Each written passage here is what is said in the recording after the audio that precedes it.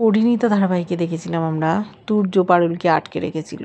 Ryan বুদ্ধি বলে বুঝতে পেরেছে পারুলকে বাইরে কোথাও নিয়ে যায়নি, আছে ইউনিভার্সিটিতেই। পরিবারের লোকজন, পুলিশ, বন্ধুবান্ধব সবাই খোঁজ করছে।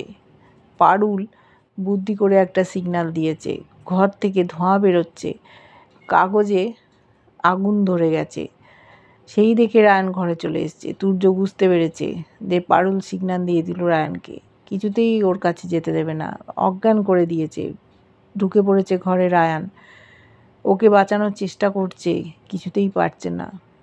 এদিকে তুর্য একটা লোহার রড দিয়ে মারতে গেছিল রায়ানকে, বাঁচিয়ে দিয়েছে পারুল, জ্ঞান ফিরে এসছে। পুলিশ চলে এসছে, প্রিন্সিপাল স্যার রাস্টিকেট করে দিয়েছে তুর্যকে, শাস্তি দেবেন পুলিশ।